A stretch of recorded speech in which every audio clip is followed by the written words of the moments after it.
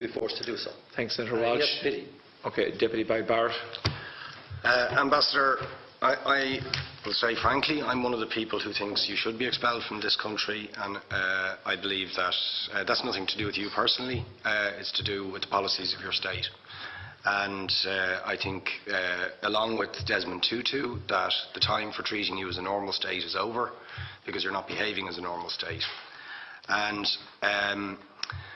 I just want to ask you questions, really, in relation to that contention. And I would just say, for the record, it certainly isn't motivated by anti-Semitism in my case. I mean, for example, when disgraceful attempts were being made to downplay the horrors of the Holocaust by people like David Irving, I brought a Jewish Auschwitz survivor to this city to organise meetings and get her on national television to remind the Irish people about the horrors of the Holocaust.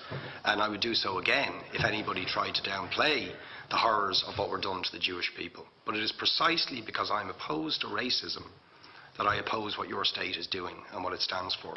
So I just want to ask you a few questions in relation to that. And I should also say, by the way, I lived for a year on Moshav Neot Hakikar in the Dead Sea in 1987, 2 weeks before the first Intifada broke out. That leads me to my first question. You have tried to cover over what you have done, the killings of innocent people in Gaza on 3 separate occasions over recent years, the seizure of Palestinian land and so on, by attacking Hamas.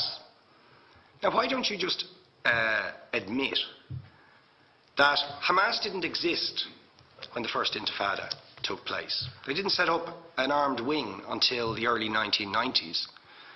And that there was a reason that PLO were in Tunis at the time, exiled, effectively not present.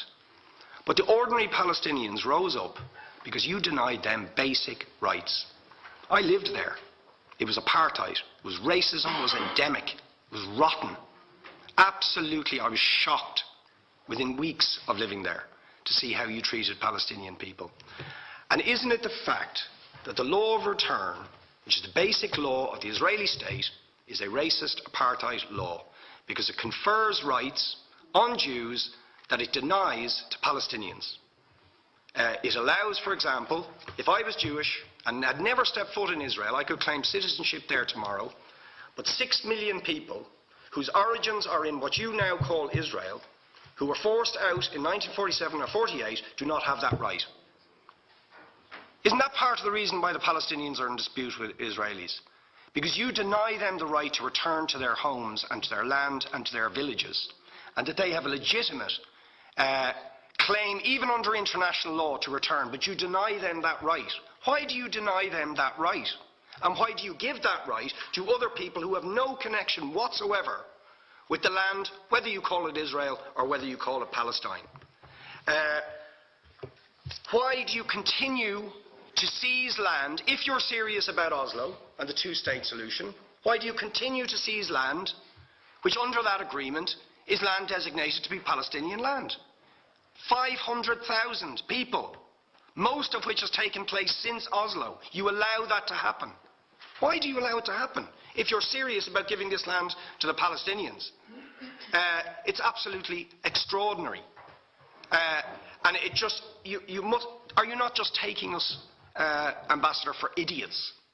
That you can say with a straight face, we're serious about peace, but while we're serious about peace, we're going to seize Palestinian land. And you expect the Palestinians to just sit back and do nothing about that. And the world to accept that that is an acceptable way to behave. And you asked earlier on, could we have some constructive solutions? Now, you know what the Palestinian people have been asking for. Far less even than some people would ask for. Because I believe the whole apartheid system should be dismantled. But what they've asked for is to lift the siege of Gaza. Just to lift the siege of Gaza. Let them have an airport. Let them have ports. Let them not be dictated to by a government for whom they do not vote as to what can go in and out of their territories, whether they will have power, whether they will have clean water, whether they will have medicine.